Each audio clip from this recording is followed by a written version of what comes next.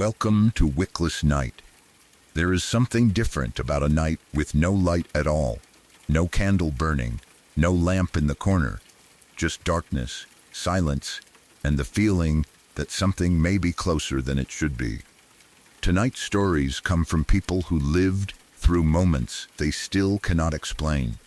A sound in an empty room, a stranger at the door, a shadow that moved when no one else was there. Before we step into the dark, leave a comment and tell me where you are listening from tonight. And if you enjoy slow, unsettling, true horror stories, subscribe to Wickless Night. Get comfortable. The lights are already gone.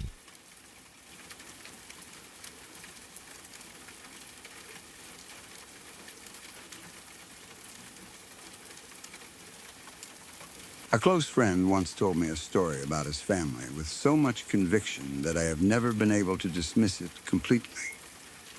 I do not know whether parents and children can be connected in ways we do not understand. Maybe the explanation is coincidence, memory, or grief changing the details over time. But when my friend tells this story, there is no excitement in his voice. He does not tell it like a ghost story. He tells it like a tragedy his family has been carrying for decades. His grandfather lived in India and was the head of a very large family. From what I understand, he had more than 10 children and was the kind of man everyone depended on. He was the family patriarch in every sense of the word. If someone needed advice, they went to him. If a relative was having trouble, he tried to help. If there was a disagreement, he was the person expected to settle it.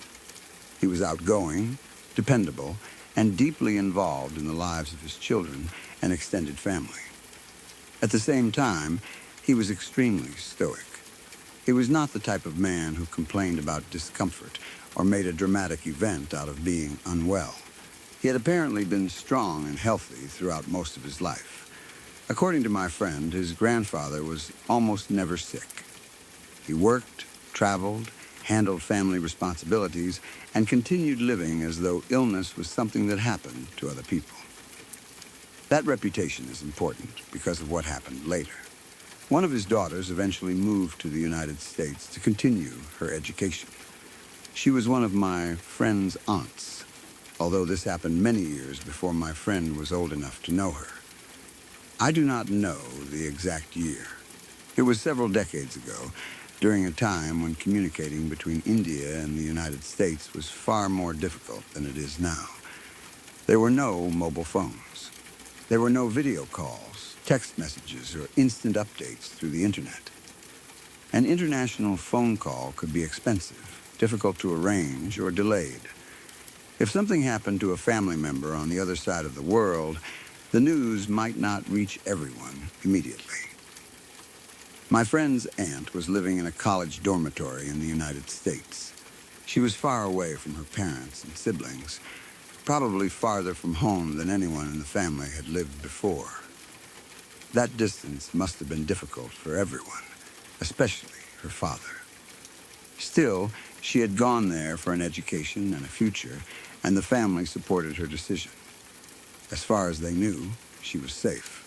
Then, one day, without warning, my friend's grandfather became violently ill. He developed a terrible fever. The illness seemed to come from nowhere. A man who almost never complained suddenly became so sick that the family took him to the hospital. He remained there for roughly 24 hours. The fever itself lasted only about a day, but during that time, his condition was severe enough to frighten everyone around him. He was in intense pain.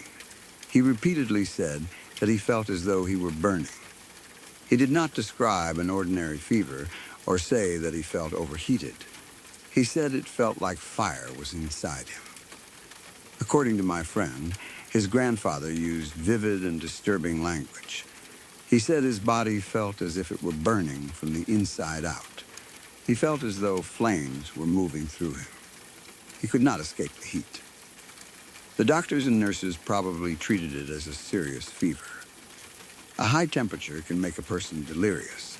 It can cause pain, confusion, fear, and strange sensations. Someone suffering from a fever might naturally say they feel as though they are burning. There was nothing supernatural about that description by itself. But the physical pain was not the only thing troubling him. Throughout his time in the hospital, he became obsessed with contacting one specific daughter, not one of the children who lived nearby, not the eldest child, or the one who normally handled emergencies. He kept asking for the daughter in the United States. He demanded that the family find a way to reach her. He said something was wrong. He felt a terrible sense of foreboding and believed something awful was going to happen to her. The family tried to calm him. There were more than 10 children.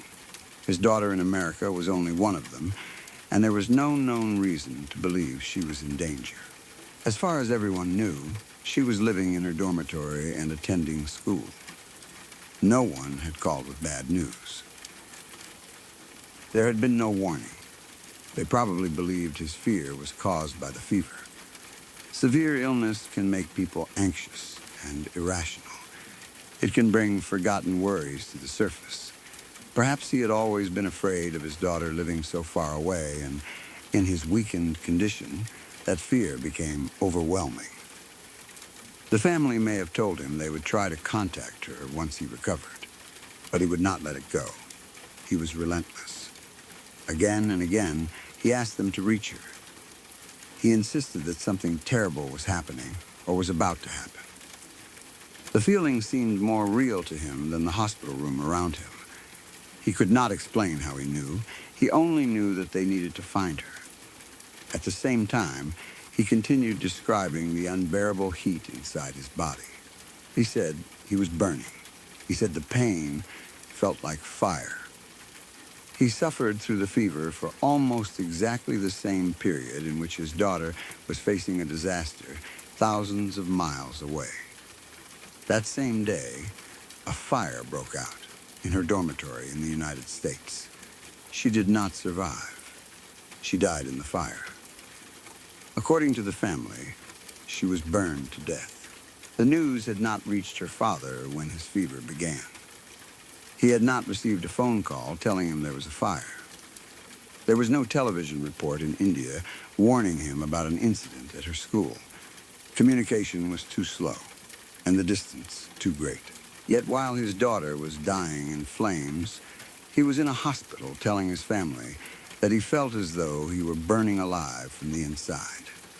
He was also desperately demanding that they contact her because he believed something terrible had happened. The timing was almost exact. The family eventually received confirmation of her death. I cannot imagine what that moment must have been like for them. They had spent the previous day trying to care for their father while he begged them to reach his daughter. They had watched him suffer from a mysterious fever and described the sensation of fire inside his body.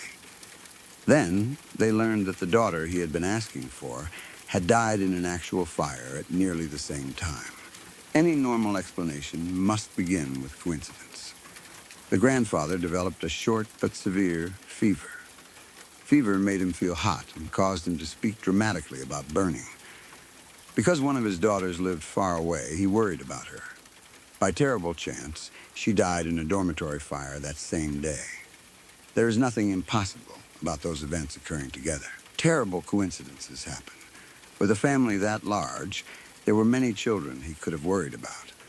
Perhaps he mentioned several of them, but the family later remembered only the daughter whose death made the words seem significant. Grief can reshape memory.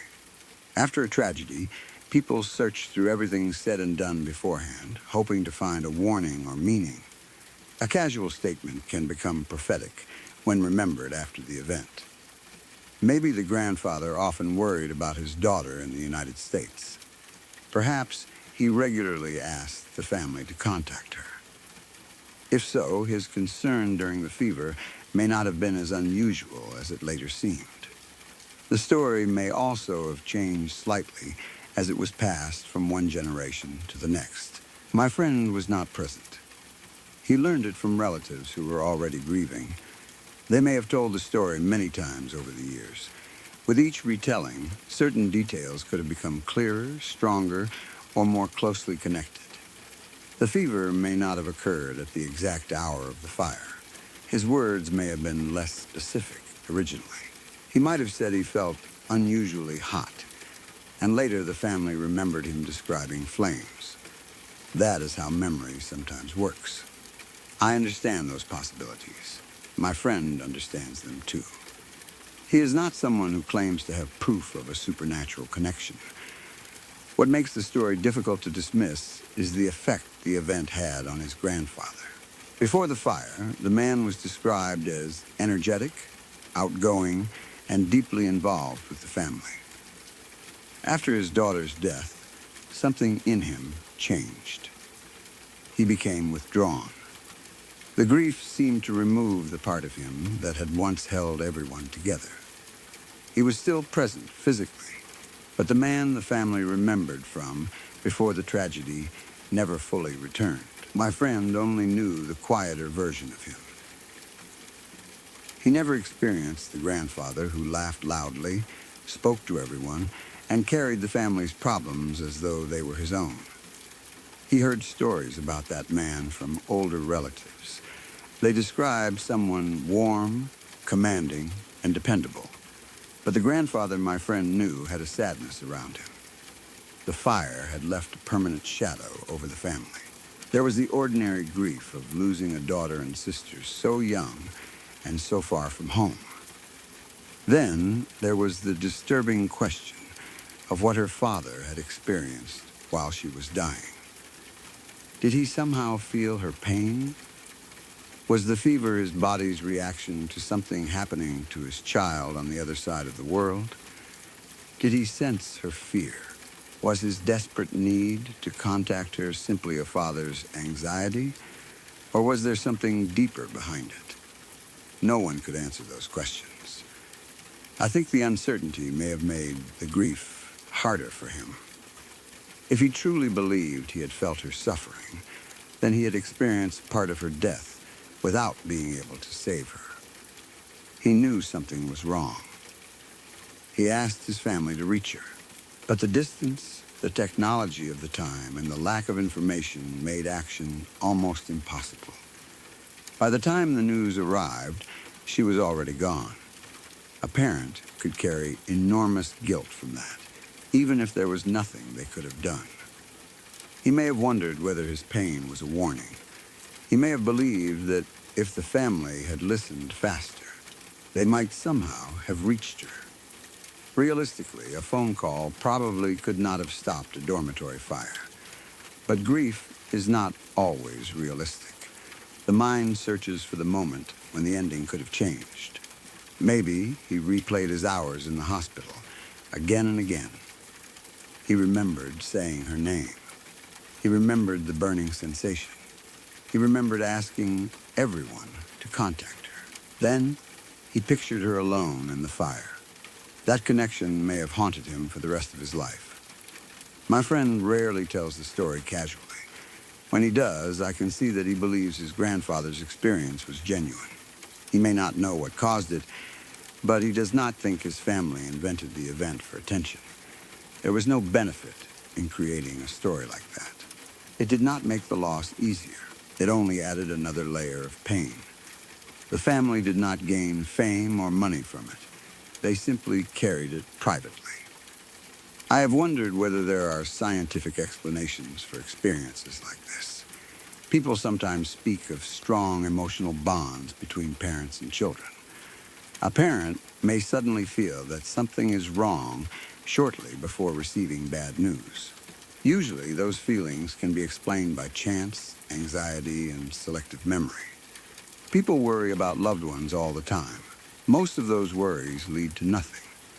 We remember the rare occasion when fear and tragedy happen together and forget the hundreds of times the fear was wrong. That statistical explanation is important. If millions of parents worry about their children every day, some will happen to feel intense fear at the exact moment something bad occurs. Those stories will be remembered because of the coincidence. The ordinary worries will disappear from memory. The fever may also have been unrelated. Illnesses can begin and end quickly. A virus, infection, or inflammatory response might cause a 24-hour fever with severe body pain.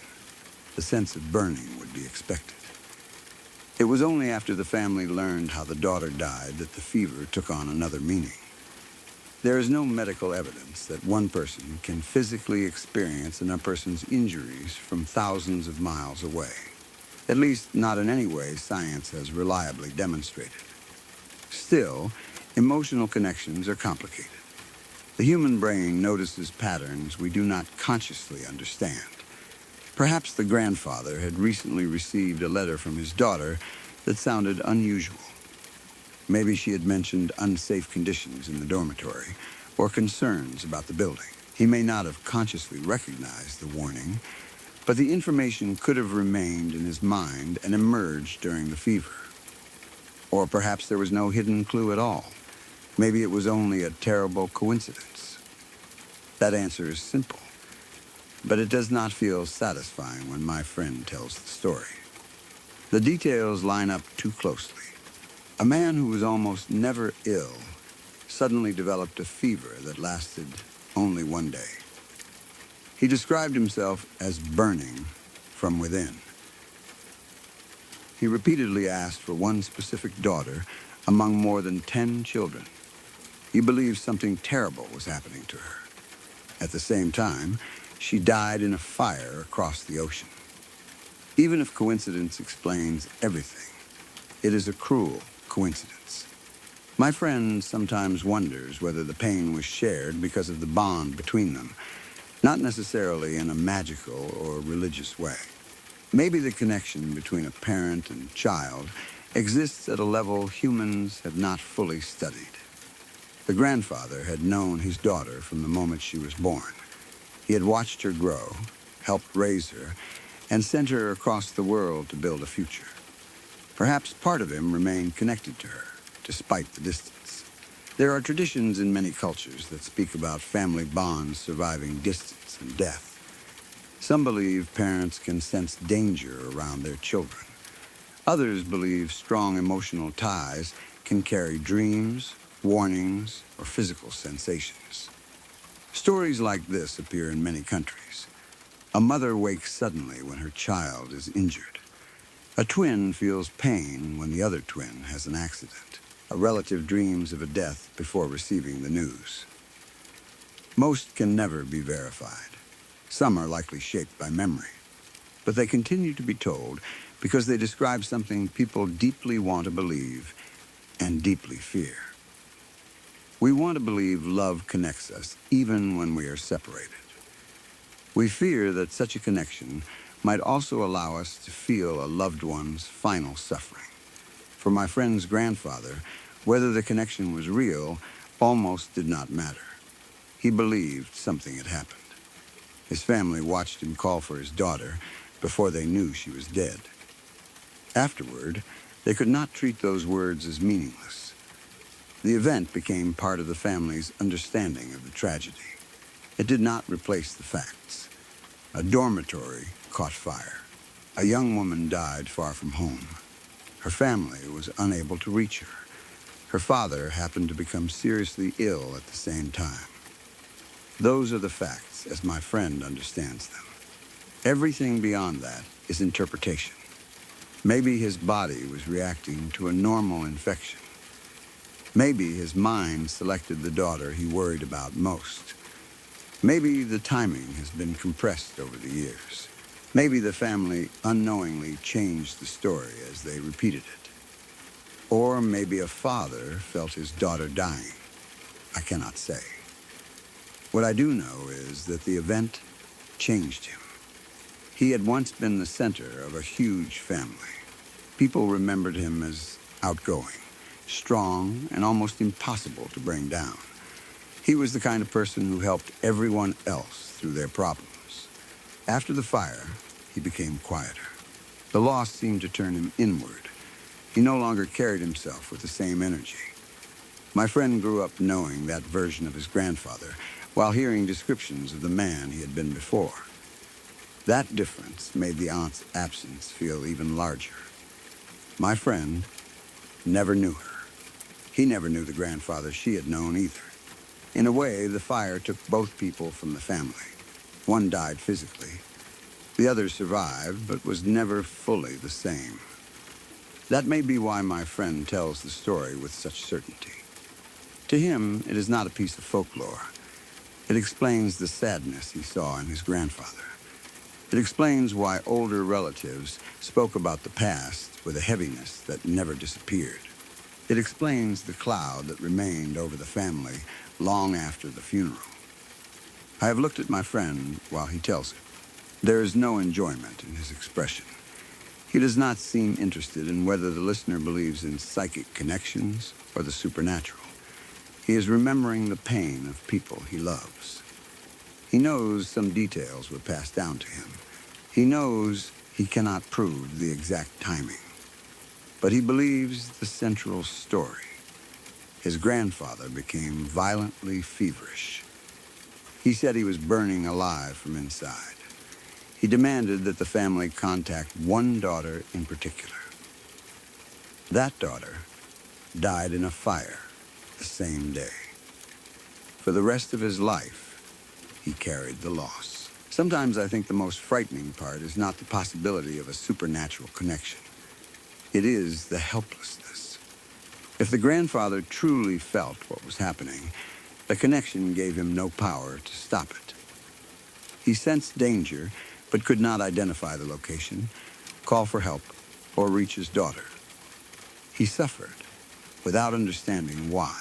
Then the news arrived and gave the pain a meaning he probably wished it never had. Knowing something terrible is happening is useless if you cannot change it. The experience may have left him wondering whether his daughter had somehow reached for him in her final moments. Perhaps the burning sensation was her fear passing through the bond between them. Maybe she thought of home. Maybe she wanted her father. Those ideas cannot be proven, and imagining them may only make the tragedy more painful. Still, I understand why the family connected the two events. It would be difficult not to. If the grandfather had simply felt worried, the story might be easier to dismiss. Parents worry about children living far away. If he had simply developed a fever, that would also be ordinary. But he felt as though he were burning.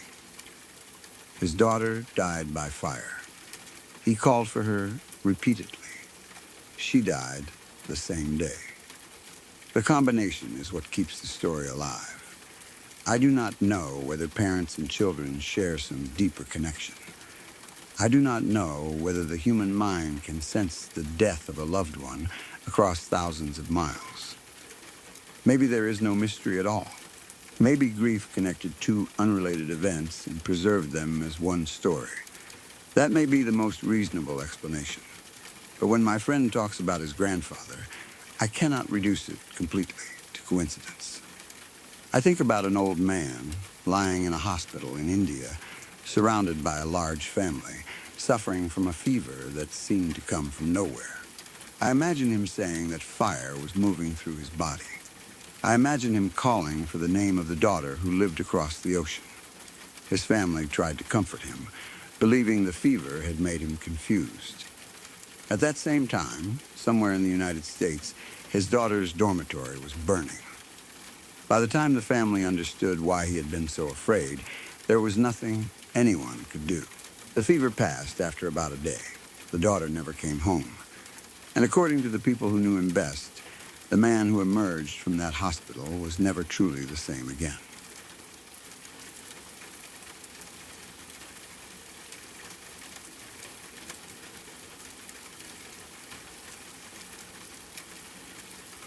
One of the strangest things I remember from childhood happened when I was probably 9 or 10 years old, although I may have been a little younger.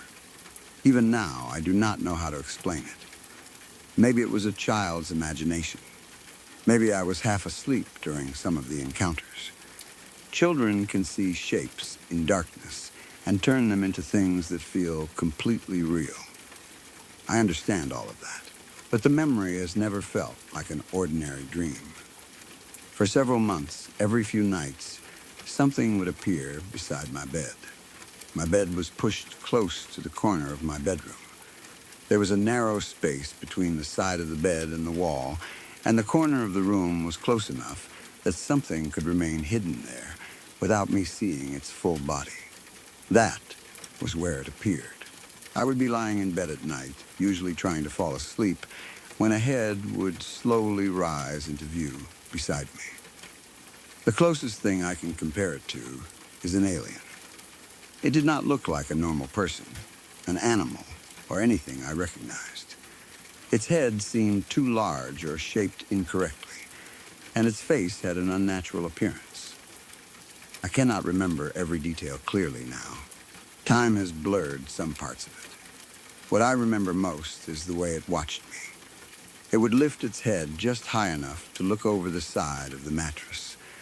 The rest of its body remained hidden between the bed and the corner. It never spoke. It did not climb onto the bed. It simply stared. At first, I was terrified. I would pull the blankets close and try not to move. I was afraid that reacting would encourage it to come closer. Sometimes I shut my eyes and hoped it would be gone when I opened them. Other times, I kept watching, because I did not trust it enough to look away. Eventually, it would lower itself again and disappear. I never saw where it went. The space beside the bed was small. There should not have been room for a person or a large animal to hide there. The only other place it could have gone was underneath the bed. After it disappeared, I was too frightened to look. The same thing happened repeatedly. Not every night, but often enough that I began expecting it. I would go to bed wondering whether that would be one of the nights when the head appeared. Sometimes nothing happened, and I would eventually relax. Then, a few nights later, I would notice movement near the corner and see it rising again. Because I was young, I did not know how to explain it to anyone.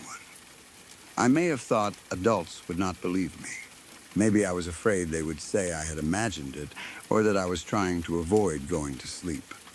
I also worried that talking about it would somehow make it worse. If I told my parents, perhaps they would look under the bed and find nothing. Then I would still have to sleep in the same room afterward. So I kept it mostly to myself. Over time, fear began turning into frustration. The thing appeared often enough that I became angry at it. It was invading my room and watching me while I was trying to sleep. I was tired of feeling helpless every time its head rose beside the mattress. One night, when it appeared again, I decided I was not going to hide. I waited until it was close enough. Then, I kicked it directly in the head. I expected my foot to pass through empty air. Part of me probably hoped that would happen. If I kicked and touched nothing, I could convince myself the creature was only a shadow or something my sleepy mind had created.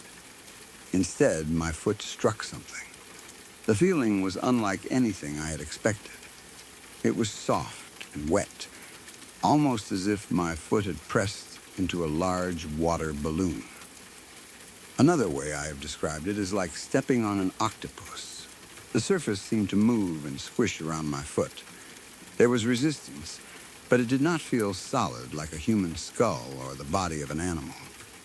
For 1 second, I felt it wrap or give way around the pressure of the kick. Then the head dropped instantly. Whatever it was disappeared beneath the bed. I pulled my leg back and moved away from the edge of the mattress. My entire body was shaking. The physical feeling made the encounter worse. Until then, I could have told myself it was only something I was seeing. Now I believed I had touched it. I had felt its strange, soft body against my foot. I stayed awake for a long time, staring at the edge of the bed. I expected it to come back. I thought it might reach up and grab my ankle. Nothing else happened that night. Afterward, the creature appeared less often, or at least that is how I remember it. For a while, I believed kicking it might have frightened it away. Then, one morning, I saw it again. This time, I was not in a dark room. It was probably around 9 in the morning. My bedroom became very bright during that part of the day because sunlight came directly through the window. There were no strange shadows hiding the furniture, and no darkness where my imagination could easily create a face. I needed to get one of my shoes from beneath the bed. Normally, I did not like looking under there because of what had been happening at night. But it was morning, and the room was filled with sunlight. I told myself there was nothing to be afraid of. I lowered myself to the floor and looked beneath the bed. It was there. The creature was in the far corner underneath the bed, staring directly at me. I could see it clearly enough to know it was not a pile of clothes or a shadow. It was pressed into the corner, watching me from the darkness beneath the frame. For a second, neither of us moved. I was frightened, but I still needed the shoe. Part of me may have believed that if I behaved normally, it would not do anything. I slowly reached under the bed. As soon as my arm moved closer, the creature lunged. It swiped at me and made a loud hissing sound. The movement was sudden and aggressive. I pulled my hand back and ran from the room. I shouted for my mother. I was terrified and told her I needed my shoe, but something was beneath the bed. She probably thought I had seen an insect, an animal, or imagined something in the darkness. She went into the room and retrieved the shoe for me. I do not remember her finding anything unusual. Whatever I had seen was gone by the time she looked. That was the last time I ever saw it. It did not raise its head beside my bed again. I did not hear the hissing sound. Nothing else lunged at me from under the mattress. The encounters simply stopped. As I became older, I tried to find normal explanations. The nighttime sightings may have been caused by sleep. Children sometimes experience hallucinations while falling asleep or waking. The brain can create people, animals, voices, and shapes that seem completely real. Maybe I was seeing the same imagined creature repeatedly because I had become afraid of the corner. Once the mind expects something to appear, shadows can begin taking the same form every night. The feeling when I kicked it might also have had an ordinary cause. Perhaps my foot struck a blanket, pillow, toy, or bag beside the bed. In a frightened and half-asleep state, I could have interpreted the soft material as a living creature. The object may have shifted under the bed when I kicked it, making it seem as though the head had ducked away. That explanation is possible. The morning sighting is harder for me to dismiss. I was awake. The room was bright. I looked under the bed because I wanted my shoe, not because I was expecting the creature. I saw it in the corner. It moved toward me. I heard it hiss. Then I ran and got my mother. Still, even daylight does not make a childhood memory perfect. There may have been a cat or another small animal beneath the bed. An animal frightened by my hand could have swiped and hissed. But I do not remember us having an animal that looked anything like what I saw. And the creatures seemed much larger and stranger than a normal cat. It is also possible that I saw clothing or toys, then heard a noise and panicked. The brain can combine separate things very quickly. Maybe my hand touched something sharp or moved an object under the bed, and my fear created the image of the creature lunging. I have considered all of those explanations. None has completely removed the memory. I still remember the way it appeared beside my bed over several months. I remember kicking it. I remember the soft, squishing feeling around my foot. I remember seeing it again in the morning. And I remember the hissing sound when it reached for me. For many years, nothing similar happened. Then, a year or two ago, I had another strange experience. This time, I was walking to the shops after dark. The shops were very close to my home, only about a 2-minute walk away. It was a route I knew well, and I did not normally feel nervous walking there. I was passing a house when I noticed movement from the corner of my eye. Something large and white stood up in the yard. When I say large, I mean impossibly tall. It seemed to be around 7 or 8 feet high. I did not see it slowly rise like a person standing from a chair. It appeared to lift itself suddenly from the darkness near the house. The shape was pale enough to stand out at night. My body reacted before I had time to understand what I was seeing. I jumped and crossed the road without thinking. I nearly ran. Once I reached the other side, I turned and looked back. There was nothing in the yard. No tall person, no white object, no animal. The area looked completely normal. I stared for a few seconds, trying to find what I had mistaken for the figure. Maybe there was a sheet hanging on a washing line. Maybe a bush, fence post, or garden decoration had looked human from the side. Headlights from a passing car might have briefly lit an object and made it appear to move, but I could not see anything tall enough to explain it. The shape had seemed to stand up. It was not simply waiting there when I looked. Again, I had only seen it through my peripheral vision. Peripheral vision is useful for noticing movement, but it is not good at showing clear detail.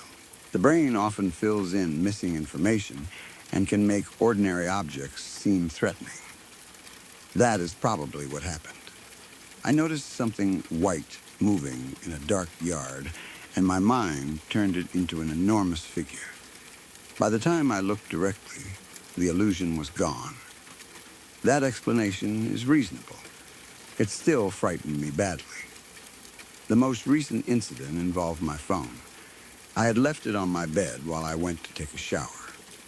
When I returned and picked it up, the camera application was open. Several photographs had been taken. They were all pictures of my ceiling. There was nothing unusual visible in the images. They did not show a face, shadow, or person standing in the room. They were simply random photographs of the ceiling. I had not opened the camera before showering, at least not that I remembered. I had not taken the pictures. No one else was supposed to be using the phone. The most likely explanation is accidental contact. Phones can open the camera from the lock screen. A blanket, clothing, or pressure against the screen may have activated it. If the phone was lying at an angle on the bed, repeated touches could have taken several photographs of the ceiling. A notification, software problem, or voice command might also have opened the camera. Modern phones sometimes behave strangely without anything supernatural happening. That is what I tell myself. But the incident still bothered me because of the earlier experiences. The phone had been left alone in my bedroom. When I returned, it appeared as though someone had picked it up or activated the camera while I was gone. The pictures did not prove anything. They only showed the ceiling.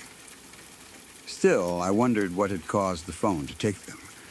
I looked around the room, especially near the bed. Nothing was there. I checked underneath. It was empty. Even after all these years, looking under a bed brings back the childhood memory. I know the 3 incidents may be unrelated. The creature from my childhood could have been a repeated sleep hallucination. The white figure in the yard could have been an ordinary object seen in poor light. The phone camera could have opened accidentally. There is no evidence that one thing caused all of them. It would be easy to connect the events simply because they were strange. That does not mean a single creature followed me from childhood into adulthood. I do not believe I can honestly claim that. The first experience remains the one I cannot forget. If I had only seen the head at night, I could blame dreams. If I had only felt something when I kicked, I could blame an object beside the bed. If I had only seen something under the bed in daylight, I could say it was an animal. But all of those things happened as part of the same series. The creature appeared repeatedly. It reacted when I kicked it. It hid beneath the bed. Then I saw it again in the morning, and it lunged at me. After my mother entered the room, it disappeared and never returned. Maybe my childhood mind built a single story from several ordinary events. A shadow became a face. A soft object became a body. An animal or pile of clothes became the creature under the bed. Over time, memory connected them into one continuous experience. That is possible. 20 years can change a memory, even one that feels vivid. But some moments remain physical. I can still remember the sensation against my foot. It was not hard. It seemed to fold and move around the kick. That feeling is one of the reasons the memory never became harmless. When people talk about childhood monsters under the bed, they usually mean imagination. The child sees a shadow, calls for a parent, and discovers a toy or coat. My mother did not find anything either. But before she entered the room, something had looked at me, hissed, and tried to strike my arm. I still wonder why that was the last time it appeared. Maybe my mother frightened away a real animal. Maybe growing older caused the hallucinations to stop. Perhaps the fear finally broke because an adult entered the room and proved there was nothing there. Or maybe whatever had been watching me understood that I was no longer alone. The later white figure brought the memory back because of its size and sudden movement. For a split second, I felt like the same frightened child again. I saw something that did not fit the space around it. I moved away before I could think. Then it vanished when I looked directly. The photographs created a quieter version of the same feeling. There was no creature to see. Only evidence that something had happened while I was outside the room. Perhaps the phone took the pictures by itself. Perhaps it had been lying against the blankets in exactly the right way. I would much rather believe that. I do not think every strange event is paranormal. Most have explanations, even when we never discover them. But knowing that does not erase the fear. To this day, I do not like the corner beside a bed. I do not like reaching underneath when I cannot see where my hand is going. If I wake during the night and notice a shape near the floor, I watch it longer than I should. Part of me still expects a head to rise slowly beside the mattress. I remember being small, lying in that room, and knowing that something was watching me. I remember finally becoming brave enough to fight back. My foot struck something soft and alive. It disappeared under the bed. Then, one bright morning, I saw it waiting for me in the corner beneath the frame. I reached for my shoe. It lunged, hissed, and swiped at me. I ran for my mother. She entered the room, got the shoe, and found nothing. I never saw the creature again. Maybe it was imagination. Maybe it was a series of dreams that became mixed with a real morning. Maybe every incident has a normal explanation. I hope so. But when I remember the feeling of that thing moving around my foot, it does not feel like I kicked a blanket. It feels like I touched something that had been hiding beside my bed for months. And for reasons I still do not understand, after that final morning, it decided never to show itself to me again.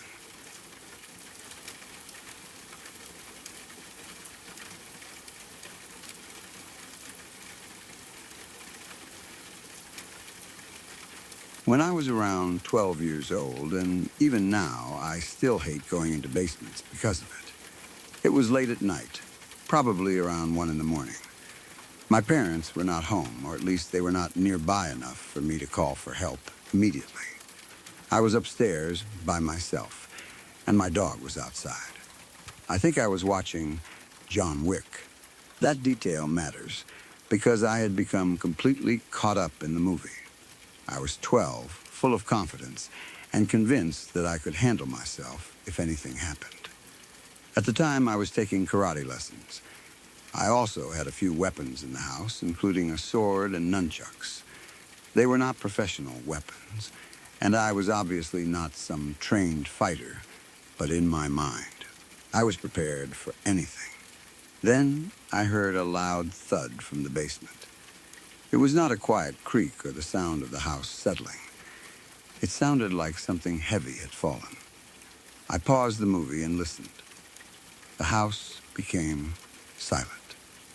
I waited for another noise. Nothing came.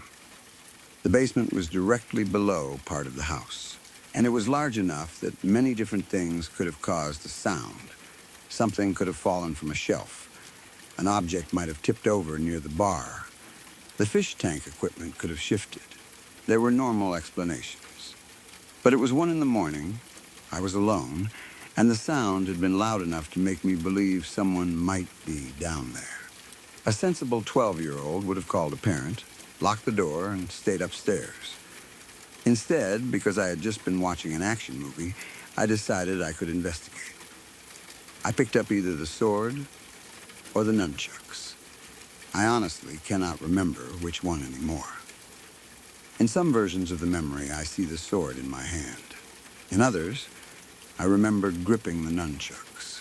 What I do remember clearly is the feeling of carrying something that made me believe I was protected. I walked toward the basement door. The confidence I had felt in front of the television began fading as soon as I reached it. The basement stairs descended into darkness. There was a light switch near the top, but until I turned it on, I could not see what might be waiting below. I stood there for a few seconds, listening. No footsteps, no breathing, no voice. I told myself that if someone had broken into the house, they might already know I was upstairs. Hiding would not necessarily help. I gripped the weapon more tightly and began going down. Each step creaked beneath me. I tried to walk quietly, but the staircase made noise no matter how slowly I moved. The darkness below seemed thick. The basement had always felt larger at night than it did during the day. I knew the layout well, but from the stairs, I could only see black space. When I reached the bottom, I found the light switch and turned it on. The room appeared all at once. My basement was fairly large. There was a television and couch in one section. A bar stood in another area. We also had a fish tank, and there were open spaces between the furniture. During the day, it was a normal family basement. At 1 a.m, the corners seemed much farther away. I raised the weapon and shouted, "Who's down there?" I tried to sound threatening. My voice cracked halfway through the sentence. Instead of sounding like someone ready to defend the house, I sounded exactly like what I was, a frightened child pretending not to be scared. For a moment, there was no answer. I felt embarrassed, even though I was alone. Then, I looked toward the far back corner of the room. A man was standing there. He was extremely tall. He wore a black hat and a long black coat. His body seemed almost completely dark against the corner, but his face was visible enough for me to see that he was smiling. It was not a friendly smile. It looked deliberate and cruel, like he was enjoying the fact that I had found him. The man was so tall that he could not stand upright beneath the basement ceiling. His upper body was bent forward. His neck and shoulders curved under the ceiling as if the room were too small to contain him. I had never seen anyone that tall before. Even now, I cannot guess his exact height. The ceiling was not extremely low, but this man appeared forced to fold himself to fit beneath it. He did not look uncomfortable. He seemed used to standing that way. We stared at each other. I did not move. Neither did he. The weapon in my hand suddenly felt useless. All of the confidence I had gained from the movie disappeared. If this was a real intruder, he was far larger than me. I was 12 years old, standing in an open basement with no easy exit except the staircase behind me. If he rushed me, I would not have had time to fight. For around 10 seconds, we remained completely still. Those 10 seconds felt much longer. I noticed the black hat sitting low on his head. I noticed the long coat hanging from his body. I noticed that his smile did not change. He did not ask who I was. He did not tell me to leave. He did not seem surprised to see me. He only watched. I had the terrible feeling that he had been waiting in that corner before I came downstairs. Maybe the thud had been intentional. Maybe he wanted me to investigate. The thought broke whatever control I had left. I screamed. Then I turned and ran for the stairs. I did not try to use the weapon. I did not threaten him again. I ran as fast as I could. My feet struck the steps hard as I climbed. I expected the man to grab the back of my shirt. I expected to feel a hand around my ankle. I could not hear clear footsteps behind me, but panic made every sound blend together. When I reached the top, I turned to pull the basement door closed. Just before it shut, I looked back. The man was coming up the stairs. He was no longer standing on two legs. He was crawling on all fours. His arms and legs moved quickly beneath the black coat. The position looked completely unnatural for someone so tall. His body filled much of the narrow staircase. He was still looking up toward me. I do not know whether he was still smiling. I remember the black hat, the coat, and the shape of him climbing like an animal. That image has stayed with me more clearly than anything else. I slammed the door. Then, I locked it. I stood there with my hand on the lock, expecting the door to shake immediately. I thought he would hit it from the other side. I thought the handle would turn or the wood would bend under his weight. Nothing happened. The basement became silent again. That silence did not comfort me. It made me think he had stopped directly on the other side of the door and was waiting. I knew I could not stay in the house. My dog was still outside, and I did not want to leave without it. I grabbed the leash and went to the door leading outside. Opening another door terrified me because I had no idea whether the man could leave the basement another way. Maybe he was already outside. Maybe he had entered through a basement window and could return through it. I called for my dog. The dog came toward me, and I brought it inside long enough to attach the leash. I remember being relieved when I saw it. Having the dog with me made me feel slightly less alone, although I still did not feel safe. I left the house and went to a friend's home. I do not know how fast I moved or whether I ran the whole way. I only remember wanting distance between myself and the basement. When I reached my friend's house, I woke the family. They were confused and annoyed. I tried to explain that there was a man in our basement. I described how tall he was, how he wore black, and how he had crawled toward me on all fours. They did not believe me. To them, I probably looked like a frightened child who had watched a violent movie too late and scared himself with shadows.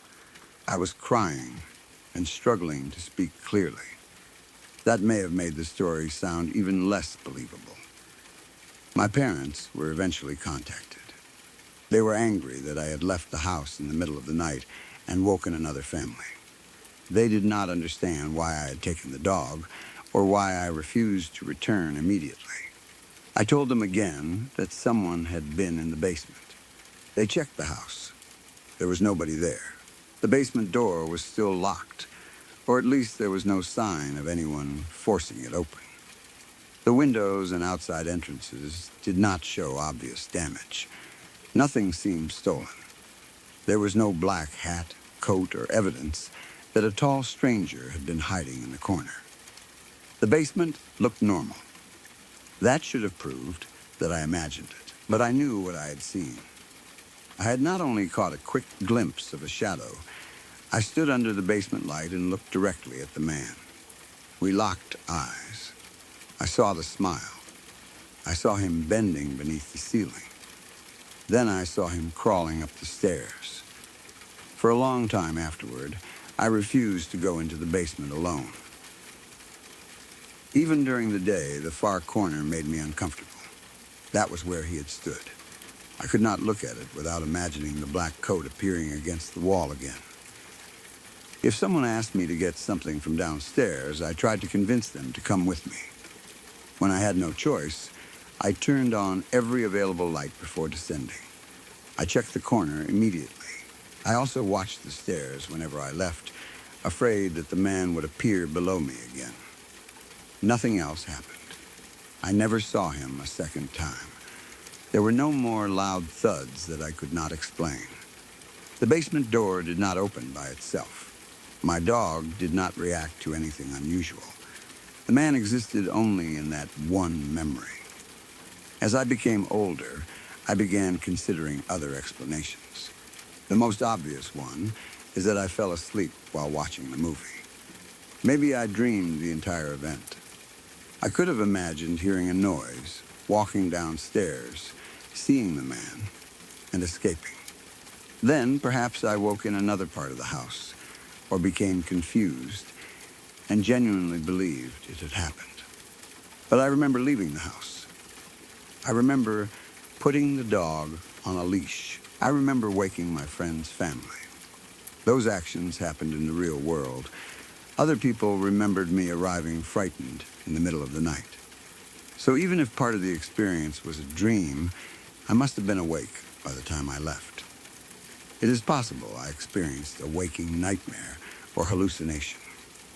At 12 years old, late at night, after watching a violent action movie, my brain may have been overstimulated and tired.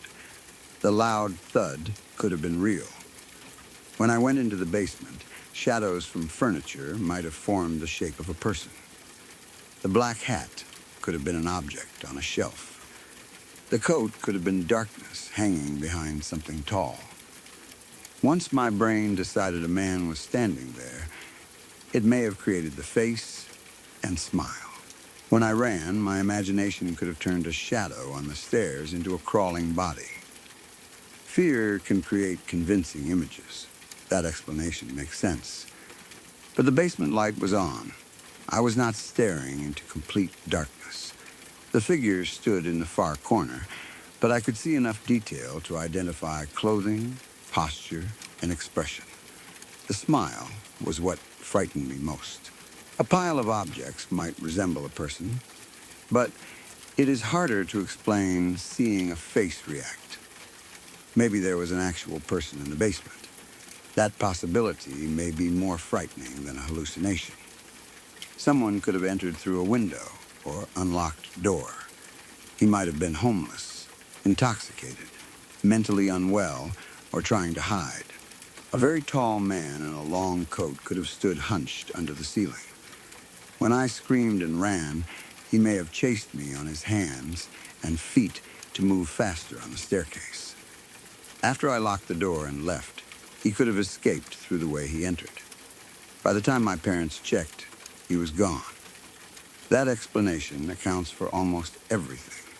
It also means I was alone in a basement with a dangerous stranger. I do not know which explanation I prefer. If the man was real, he could have hurt me. If he was not real, then my mind created a person so clearly that I ran from my home and remained terrified for years. Neither possibility is comforting. I have wondered whether the thud came from the man entering. Maybe he fell through a window or knocked something over. But nothing was damaged. There was no broken glass. No furniture appeared moved. Perhaps the thud came from another part of the house and had nothing to do with him. Maybe it simply gave me a reason to go downstairs and discover someone who was already there. I also think about his height. Fear can distort size. A person standing near the back wall may seem larger than he is. The low ceiling and long coat could have exaggerated his body. If he wore a hat, it would add more height. I may have believed he was bending under the ceiling when he was only leaning forward. But the impression was immediate. He looked too large for the room. His shoulders were curved, and his head was tilted because he could not fully straighten. The crawling movement also made him seem less human. A tall person moving quickly up a staircase may naturally lean forward and use his hands for balance. From above, that could appear as though he were running on all fours. I had only a brief view before slamming the door. My frightened mind may have changed the movement into something animal-like. That may be what happened. The image still does not feel mistaken. I remember seeing his hands on the steps. I remember his body low beneath the black coat. I remember the hat remaining on his head as he came upward. Sometimes people ask why I went downstairs at all. The answer is that I was 12. I had been watching John Wick. I was learning karate. I owned a sword and nunchucks. For a few minutes, I believed those things made me capable of protecting the house. Children often understand danger only after facing it. The moment I saw the man, I understood how little control I had. The weapon in my hand could not protect me from something that large. I did not feel like an action hero. I felt like a child who had made a terrible mistake by going into the basement alone. I also wonder why he did not speak. If he was a burglar, he could have threatened me. If he was confused or injured, he might have asked for help. If he wanted to scare me, he could have shouted. Instead, he only smiled. That silence made him seem completely in control. He did not react like someone who had been discovered unexpectedly. He looked as though my arrival was exactly what he wanted. Maybe that interpretation came from fear. A person frozen in surprise might show his teeth or hold an expression that looked like a smile. The basement lighting could have distorted his face. I accept that possibility. But in my memory, the smile was intentional. He enjoyed watching me realize he was there. The 10 seconds we stood facing each other have never faded. I remember the room around him, the television and couch, the bar, the fish tank, all the normal things in our basement. Then the impossible height of the man in the corner. The familiar room made him more frightening. He did not appear in an abandoned building or dark forest. He stood inside my home. Basements already frighten many children. They are below the rest of the house, often colder, darker, and filled with objects adults do not use regularly. Sounds from pipes and heating systems seem louder there. Corners disappear when lights are off. That environment probably influenced what I saw. But I had been in that basement many times. I knew every piece of furniture. I knew what normally stood in the back corner. Nothing there looked like a tall man wearing a hat. After the incident, I sometimes tried standing where he had been. I looked toward the staircase and imagined what he saw. From that corner, a person could watch anyone entering before being noticed. He would have seen me switch on the light. He would have heard my voice crack when I shouted. He would have known immediately that I was a frightened child carrying a weapon I probably could not use. That thought made me stop checking the corner closely. I did not want to imagine him waiting there again. My family eventually treated the experience as an embarrassing childhood story. They remembered me leaving the house and waking my friend. They remembered being angry. They did not remember finding evidence of an intruder. To them, that settled the question. I had scared myself. Maybe they were right. Parents often need a normal explanation because the alternative is admitting that their child may have been in real danger. If they accepted that a stranger had entered the basement, they would have had to ask how he got inside and why no one found him. If they accepted something supernatural, there would be nothing they could do to protect me. It was easier to believe I imagined him. My friend did not believe me either. The story sounded too extreme. A giant man in black standing under the ceiling and crawling upstairs on all fours belongs in a nightmare. But the fear they saw was real. I did not leave home for attention. I did not take the dog and wake another family because I wanted to tell a good story. I believed something was chasing me. Even now, I still feel nervous near basement stairs at night. If I hear a heavy sound below a house, I do not investigate alone. I do not care what weapon is nearby or how harmless the explanation might be. I lock the door and call someone. That is one lesson the experience taught me. The strange part is that I can remember the man more clearly than I remember which weapon I carried. The sword or nunchucks seemed important before I entered the basement. The moment I saw him, they became meaningless.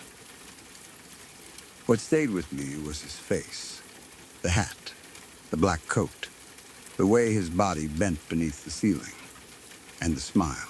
Then, when I ran, the image changed. The tall man who had stood completely still dropped onto all fours.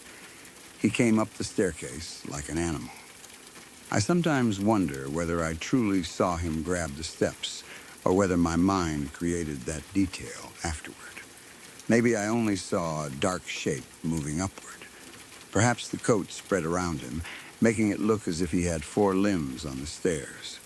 Memory changes, especially after fear. But the central event has remained the same. I heard a thud. I went downstairs. Someone was standing in the back corner. He was too tall for the room. He smiled at me. Then, he followed me up the stairs. I escaped, locked the door, took my dog, and ran to a friend's house. No one found him. No one believed me. To this day, I cannot prove what happened.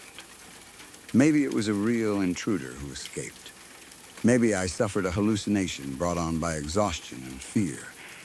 Maybe I misunderstood a collection of shadows and furniture. Or maybe something was in that basement that did not belong there. Whatever the explanation, I still do not like going downstairs alone.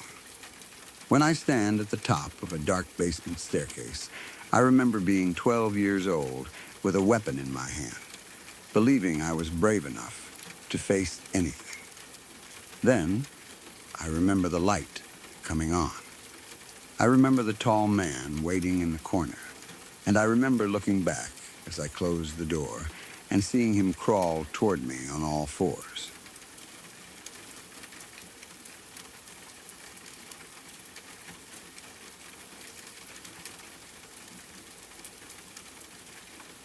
Before the next story begins, thank you for staying here in the dark. If this is your first visit, subscribe to Wickless Night for more true stories made for the late hours, when the world is quiet and every little noise feels important. You can also leave a like and tell me which story has made you look around the room so far. Now, let's continue.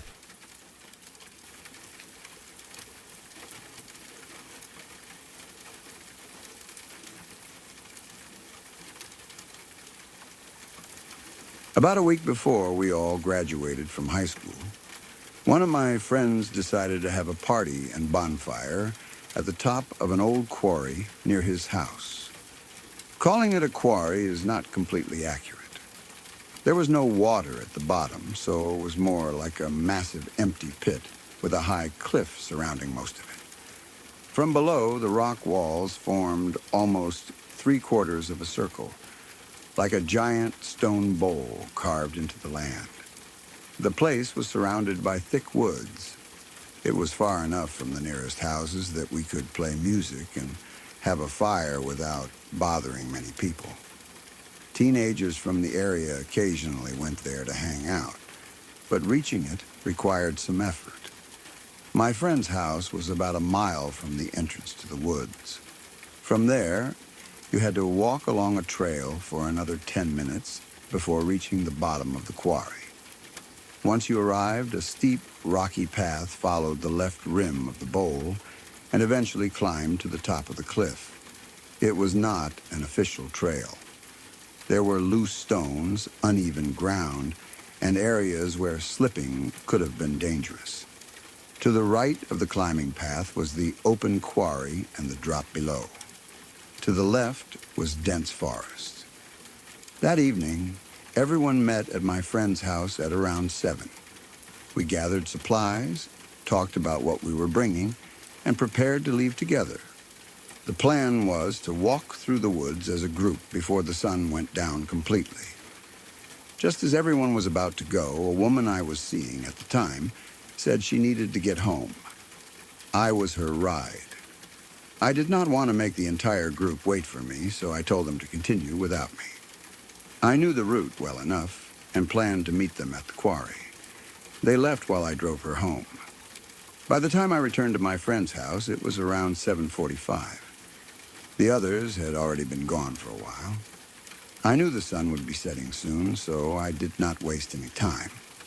I left my vehicle near the house and started toward the woods. I was wearing jeans and flip-flops, which were not ideal for running a mile or climbing a rocky trail. I had not expected to make the journey alone, and I had dressed for sitting beside a fire rather than hiking. Still, I wanted to reach everyone before it became completely dark. I ran most of the distance from the house to the woods. The flip-flops slapped against my feet, and the jeans made the run uncomfortable, but I kept moving. By the time I reached the trail entrance, I was already breathing heavily. The entrance to the woods looked darker than the open road behind me. There was still some light in the sky, but the trees blocked much of it. The moment I stepped beneath them, evening seemed to arrive faster. I began walking along the trail. I could not run properly because of the roots, rocks, and poor footwear. The trail was familiar, but it required attention even during the day. I moved as quickly as I safely could. The farther I went, the quieter everything became. I could hear insects and the sound of my own steps. Occasionally, a bird or a small animal moved in the brush. Nothing seemed threatening. I was not afraid of the woods, and I knew my friends were somewhere ahead. After about 10 minutes, I reached the bottom of the quarry. The trees opened, and the huge cliff became visible in front of me. There was only a small amount of daylight left, but I could see the shape of the rock walls surrounding the empty center. At the top, I noticed the glow of the fire. My friends had already started it. I could hear music playing faintly above me, the sound weakened by the distance and the shape of the quarry. Seeing the fire made me feel relieved. I had reached the location before complete darkness, and the others were close.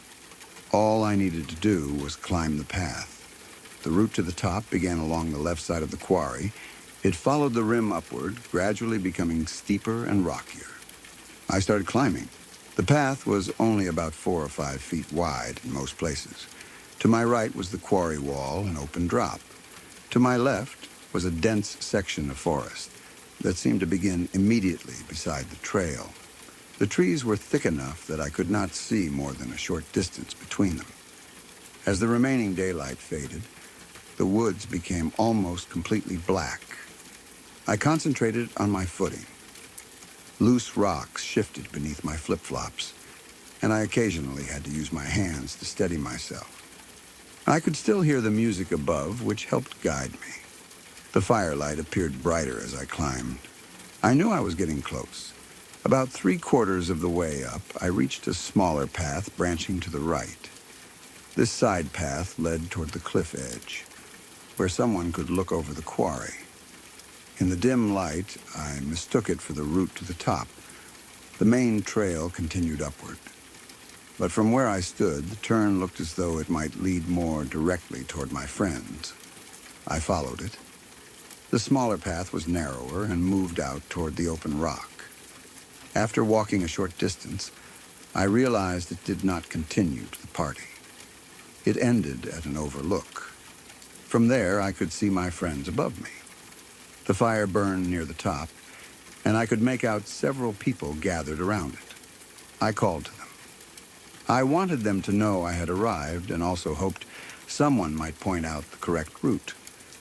They may have heard me, but the music and distance made communication difficult. I turned around and began walking back toward the main path. Nothing had frightened me yet. I was only mildly annoyed with myself for taking the wrong turn. When I returned to the junction, I stepped back onto the main trail. Then I looked downhill in the direction I had come from. About 10 feet below me, something ran across the path.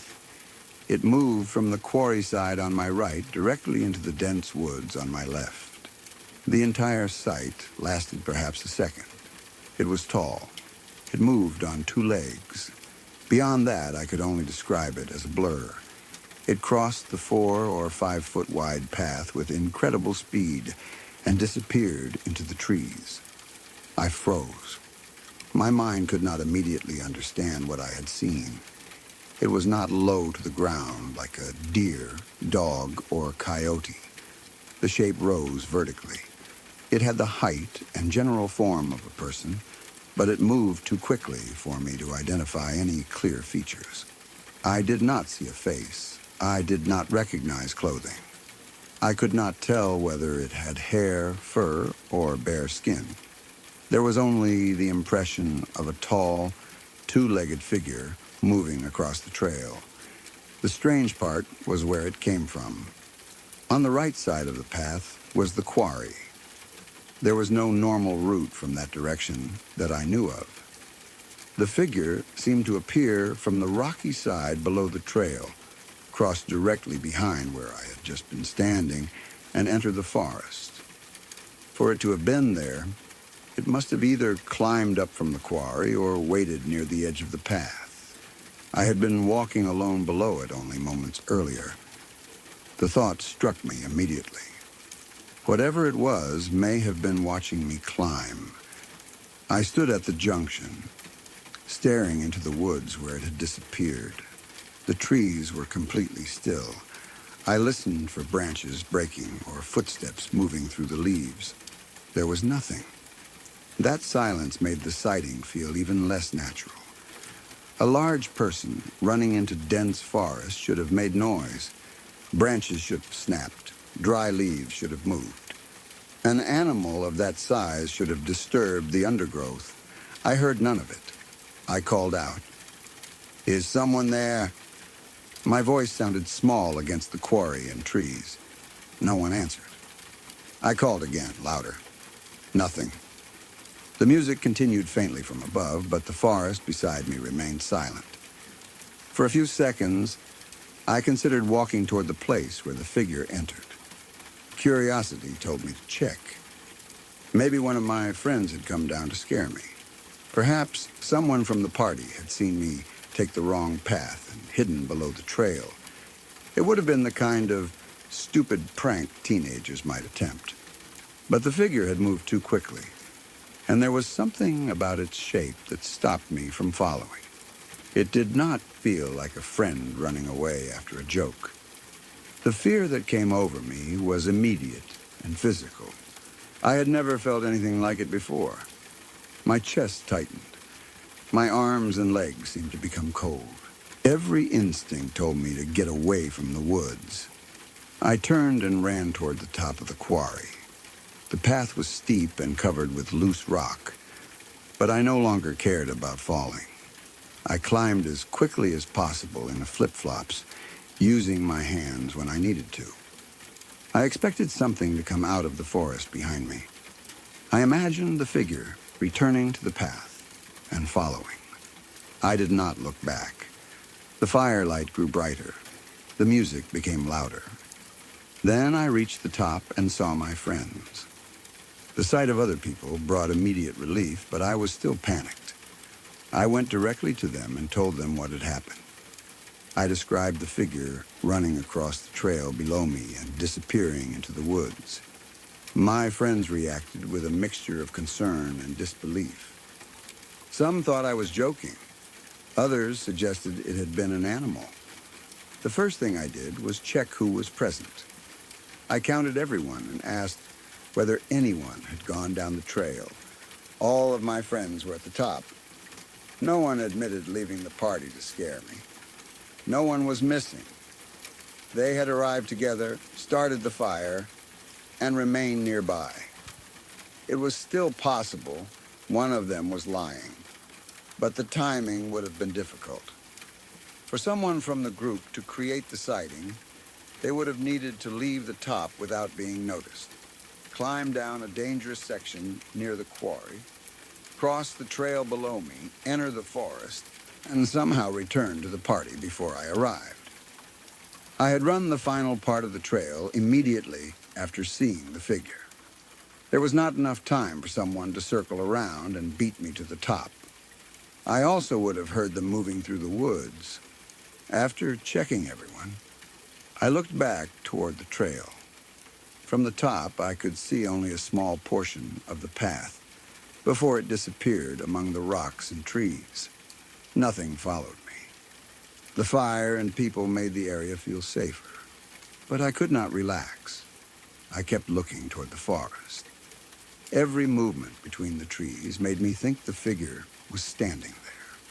My friends asked what it looked like. I had difficulty answering. It was tall and moved on two legs. Those were the only details I trusted. Calling it a blur did not mean it was transparent or supernatural. It was simply moving so quickly in poor light that I could not focus on it. It may have been wearing dark clothes. It may have had fur. I do not know. Some friends suggested a deer.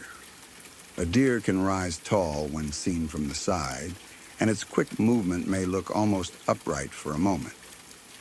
But I had seen deer before. They run on four legs and have a recognizable shape. This figure moved like a person. Its upper body remained high as it crossed the path. A bear was another possibility. Bears can stand and move briefly on two legs, although they usually drop to all fours when running. A bear crossing the trail would also have seemed wide and heavy, not like the narrow blur I remembered. The area was not known for frequent bear sightings, but one could still have been present. Maybe the darkness distorted its posture. Maybe I saw only part of its body between the rocks and trees. A human being was the most obvious explanation. Someone may have been wandering through the quarry or woods. It could have been another teenager who knew about the party and wanted to frighten us. It might have been a homeless person, hunter or trespasser who did not want to be seen. That possibility should have made me feel better because it was normal. Instead, it frightened me even more. If the figure was a person, then someone had been alone in the woods beside the path while I climbed. He had not called out. He had not asked to join the party. He had remained hidden until I turned away.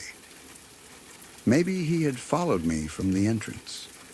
Perhaps he watched me take the side path and believed I could no longer see the main trail. Then, when I returned unexpectedly, I caught him crossing behind me.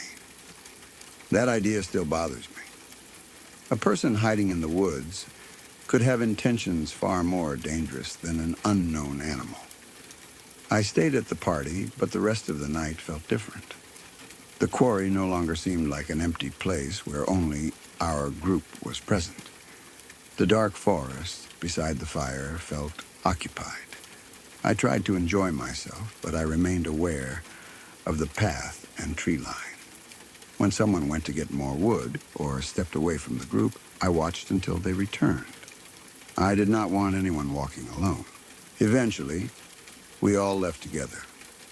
I made sure I was not the last person on the trail. The walk back through the woods felt longer than the journey in.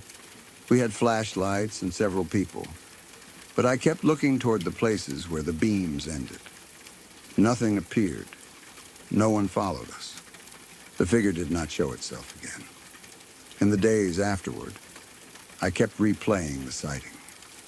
The sequence was simple. I climbed the main path. I mistakenly turned onto the overlook. I called to my friends. I returned to the junction. Then something crossed the trail 10 feet below me.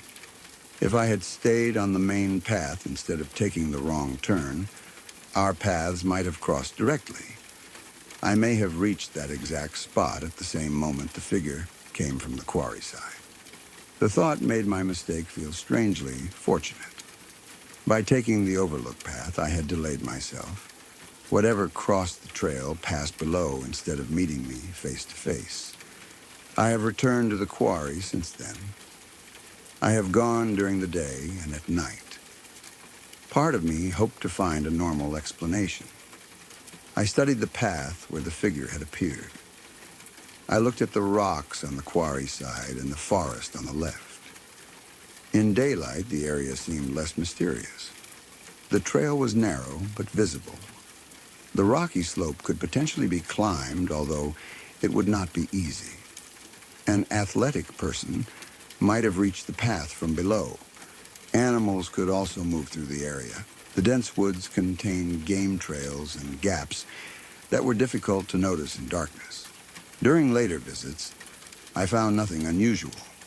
No strange tracks, no hidden shelter, no evidence that someone lived in the woods. Nothing crossed the path. That should have helped me dismiss the experience. It did not. The fact that I never saw it again left me with no way to compare or investigate. I only had the original moment.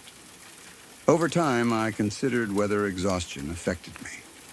I had driven someone home, returned, run nearly a mile in flip-flops and jeans, then walked through the woods and climbed a rocky trail. I was tired and breathing hard. The light was fading. Maybe a shadow moved across the path, and my brain turned it into a tall figure. The quarry walls and trees could have created strange visual effects. A bird, branch, or small animal moving close to me might have seemed much larger. Peripheral vision is unreliable, especially at dusk. That is a reasonable explanation. But I looked directly down the path. The figure was not only at the edge of my vision. I saw it cross the full width of the trail. It began on the quarry side and disappeared into the forest. Its movement had a clear direction and shape. I also heard no corresponding sound. Perhaps that silence came from shock. The music above, my own breathing, and the acoustics of the quarry may have covered the noise. I might have been too frightened to process what I heard. Memory often preserves visual details while losing sound. Still, I remember waiting and listening after it vanished. The forest gave me nothing.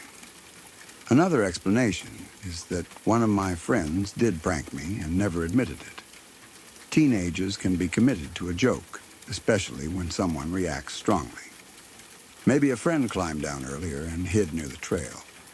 After running into the woods, he used another route to return to the top. If the terrain allowed a shortcut I did not know about, it could have been possible. But I checked everyone almost immediately. They were all there and did not appear tired from running through dense forest. No one laughed in the way people do when hiding a successful prank. Several seemed genuinely concerned. Years later, nobody confessed. I also knew most of them well enough to recognize their size and movement. The figure seemed taller than my friends. It did not move like someone I knew. It may have been a stranger. The quarry was not private property in the strictest sense, and other people could access it. Someone may have heard the music and approached the party. When he saw me alone, he hid. Perhaps he was embarrassed or afraid of being confronted. Maybe he ran into the forest to avoid us. That explanation accounts for the human shape and silence. It also creates the most disturbing question. How long had he been there?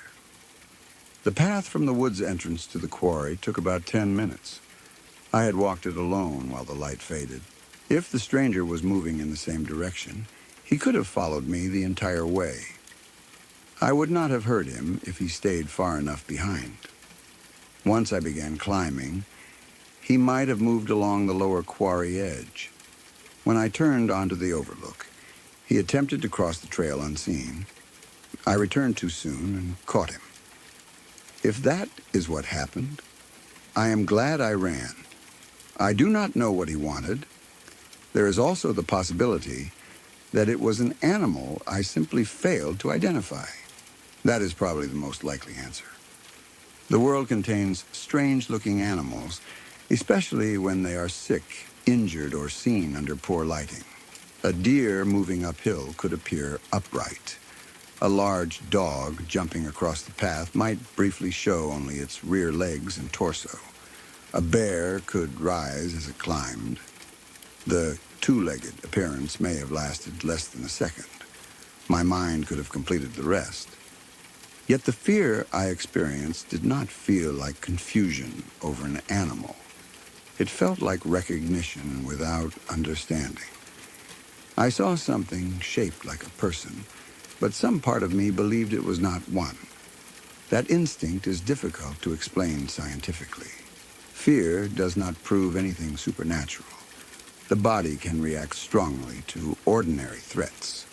In fact, a hidden human being may create a stronger instinctive response than a wild animal because human movement is familiar enough for us to notice when something is wrong. Maybe I saw a person running with an unusual posture.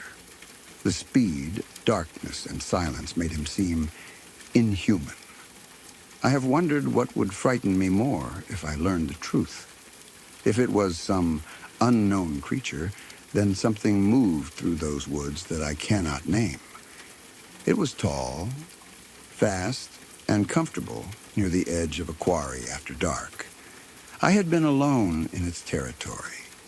If it was a person, then a stranger may have followed me through the forest and hidden beside the path. He could have attacked me without anyone seeing. My friends were close enough for me to hear their music, but they would not have known I was in danger until it was too late. The supernatural explanation is frightening because it changes what I believe can exist.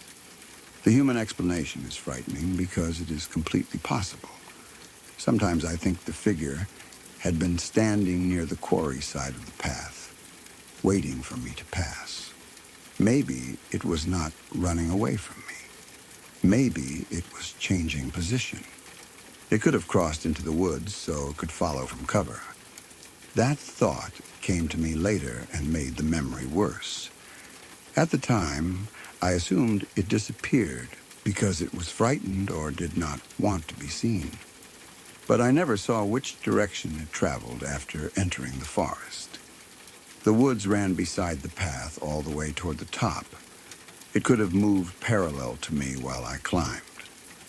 It may have been only a few yards away when I reached my friends. There is no evidence that happened. Nothing else appeared, and nobody was harmed. But the possibility remains. The event has become one of those experiences I revisit whenever people discuss strange encounters in the woods. I describe what I saw honestly. A tall, two-legged blur crossed a narrow path 10 feet below me at dusk. I did not see a face. I did not hear a voice. I cannot prove it was anything unusual. I only know the fear was unlike anything I had felt before. It was not the ordinary fear of being alone in the dark.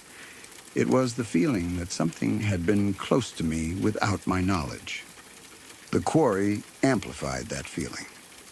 The cliff on one side and the dense trees on the other left very few places to escape. The path was narrow. Whatever crossed it had moved between two environments that were both dangerous for me to follow. If it went toward the quarry, I risked falling. If it went into the forest, I would lose sight of it immediately. The figures seemed to understand the land better than I did. I returned several times because curiosity remained stronger than fear once daylight came. I wanted to see it again under conditions that would allow me to identify it. I never did. The quarry was always empty except for normal wildlife and other visitors. The path remained only a path. No trace marked the place where the figure crossed. Years have passed, and I still picture the same moment. I'm standing at the junction after returning from the overlook. The last light is fading above the quarry. My friend's fire glows at the top. Music reaches me faintly. I look down the path. 10 feet away, something tall runs from the open rock into the trees. It crosses so quickly that my mind cannot catch its shape. Then the forest is still. I call out. No one answers. I run to the top and find every one of my friends already there. I wish I knew what I saw. A deer, bear, stranger, or shadow would all be easier to accept if I had evidence. Instead, I am left with the movement, the silence, and the fear. I still cannot decide which possibility is worse. Maybe something unknown lived near that quarry and watched me climb alone. Or maybe it was only a person hiding in the woods, following me in the dark.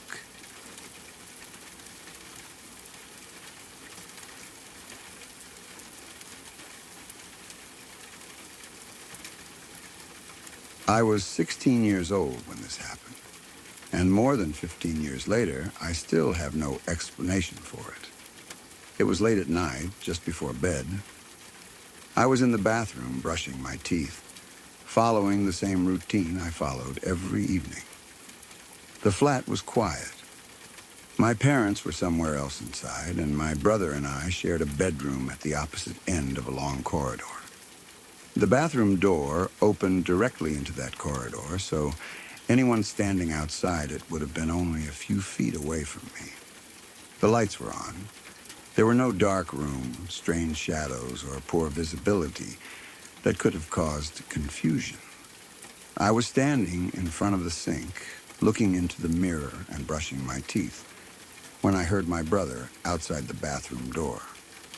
He spoke in a loud whisper. "Vicorge, quick, come here."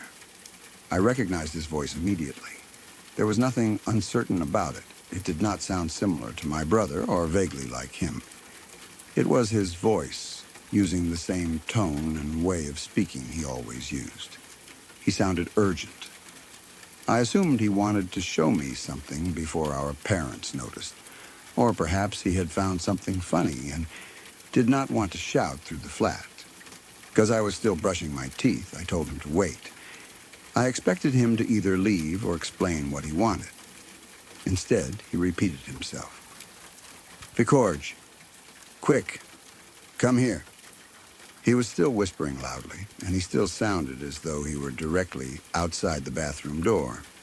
I became slightly annoyed. Whatever he wanted could wait a few seconds. I had toothpaste in my mouth, and I was almost finished. I told him to wait again. There was a brief pause. Then the voice came for a third time. "Vicorge, quick, come here." The words were exactly the same. The tone was urgent but controlled, as though he did not want anyone else to hear him. By that point, I was irritated. My brother knew I was in the bathroom. He knew I could not answer properly while brushing my teeth. The fact that he continued repeating the same sentence felt childish and impatient. I finished as quickly as I could, rinsed my mouth, and opened the door. I opened it almost immediately after the third whisper. There was no one outside. The corridor was empty. At first, I did not feel afraid. I assumed my brother had run away to annoy me. That seemed like the obvious explanation. He had called me 3 times and then disappeared just before I opened the door, probably expecting me to follow him. I stepped into the corridor. I looked in both directions. There was nowhere nearby for him to hide. The corridor was long and straight, with the bathroom at one end and our bedroom at the other. The lights were on, so I could see the entire distance clearly. I should have seen him running away.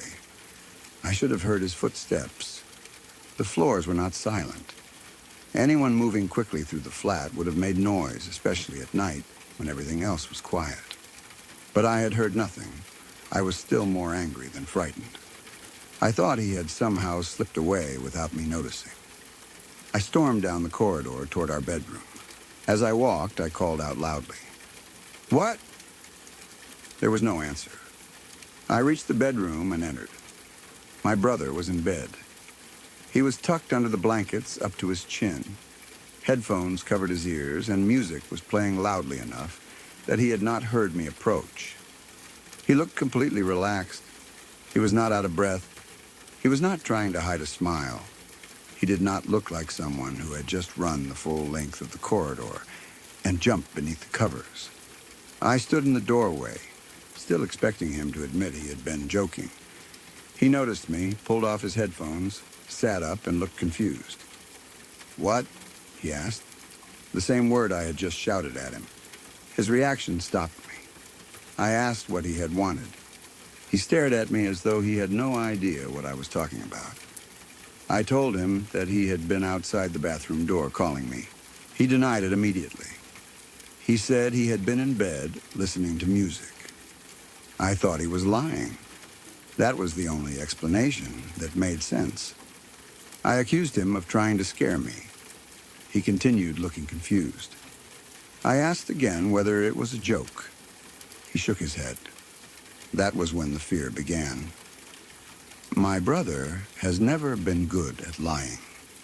When he tries to hide something, it shows immediately.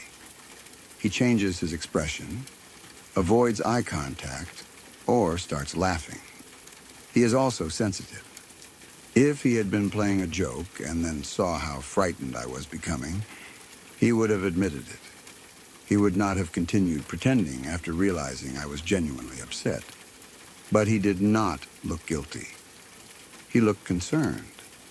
I felt all the warmth leave my body. The blood seemed to drain from my face, and a cold feeling moved through me from my chest outward. I started crying. My reaction frightened my brother, too. He sat up fully and asked what had happened. I tried to explain that I had heard him clearly. Not once, 3 times. The voice had been directly outside the bathroom door. It had called my name. It had told me to come quickly. He kept saying he had never left the bed. The more he denied it, the worse I felt. If it was not him, then I did not know who had spoken to me. There were other people inside the flat, but the voice did not belong to my parents. It belonged to my brother. The sound, rhythm, and pronunciation were exactly right. I had lived with him my entire life. I knew his whisper. I knew the way he said my name. I knew the specific tone he used when he wanted my attention without alerting our parents. Whatever stood outside that bathroom door had copied him perfectly. My parents eventually became involved because I was crying and visibly shaken. I told them what happened. They tried to calm me and offered normal explanations. Maybe I had imagined the voice. Maybe I had heard my brother speaking from the bedroom, and the sound traveled down the corridor. Perhaps the television or another device made a noise that resembled words. Maybe I was tired, and my brain created the voice. Those explanations did not fit. My brother had been listening to music through headphones. He had not called for me from the bedroom. Even if he had, his voice would have sounded distant. What I heard was close. The whisper seemed to come from the other side of a thin bathroom door. There was no echo or distortion. It was as though his face was only inches from the wood. The repeated sentence made it harder to dismiss as random noise. A pipe can make a sound that briefly resembles a word.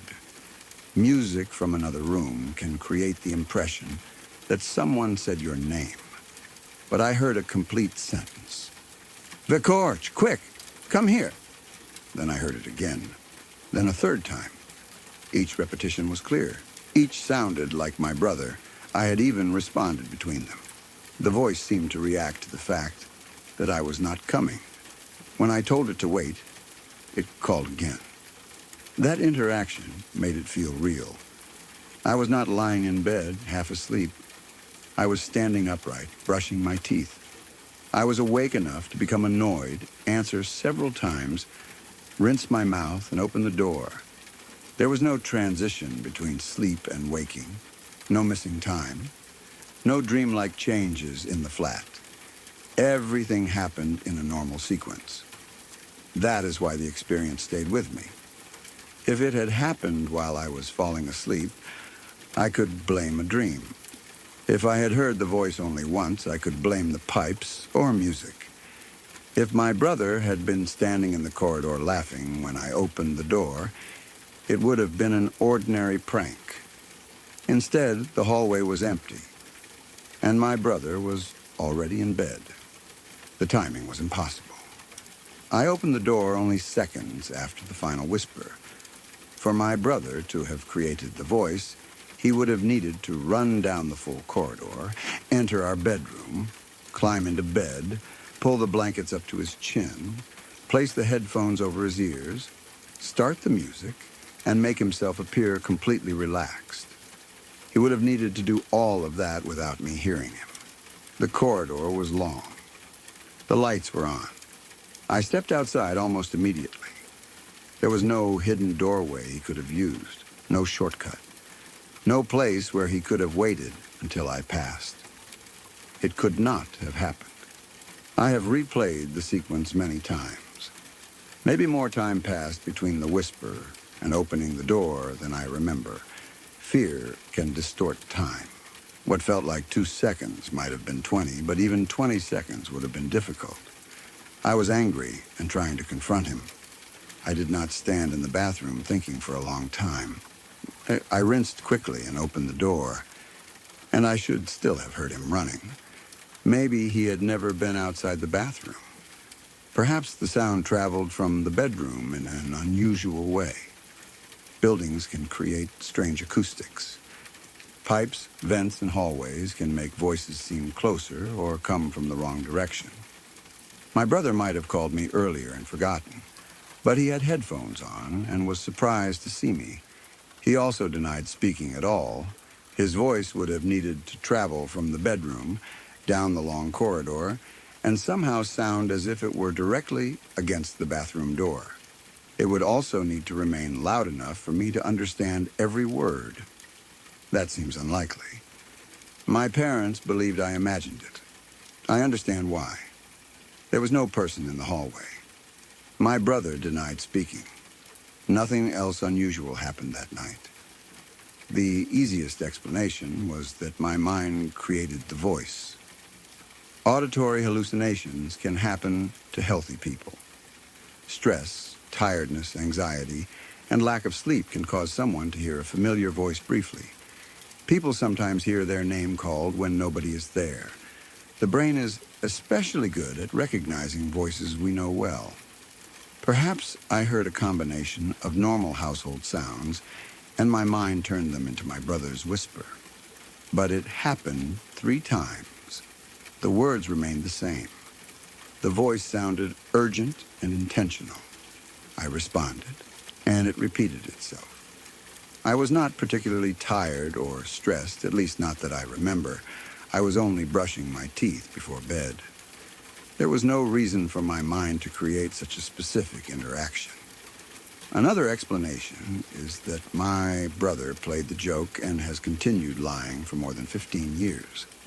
I have asked him about it many times. He always gives the same answer. He was in bed. He had his headphones on. He never called me from the hallway. His reaction has never changed. Even now, when we are adults and there would be no reason to maintain the joke, he swears it was not him. If he admitted it today, I would probably feel relieved. I might be angry that he allowed me to remain frightened for so long, but at least I would have an explanation. He has nothing to gain by continuing the lie. He knows how much the memory affected me. He still denies it. That leaves me with a question I do not like asking. What was outside the bathroom? I did not see anyone. I only heard the voice. Maybe there was never a physical figure in the corridor. Perhaps whatever caused the sound did not need a body. The thought sounds supernatural, and I do not claim to know that is what happened. But if something wanted me to open the door, it used the perfect voice. It sounded like the person I trusted most in the flat. It did not whisper something threatening. It told me to come quickly. That urgency was designed to make me act before thinking. I sometimes wonder what would have happened if I had opened the door the first time. The voice called 3 times because I kept telling it to wait. Maybe it expected me to follow immediately. If I had stepped into the hallway after the first whisper, would I have seen anything? Would there have been someone standing there? Would the corridor still have been empty? The fact that it asked me to come here bothers me. It did not call for help. It did not explain what was wrong. It only wanted me to leave the bathroom and enter the corridor. Perhaps there was no intention behind it. Maybe the sentence came from my own mind because it was something my brother might normally say. Still, it feels like an invitation. There are stories from many cultures about voices copying family members.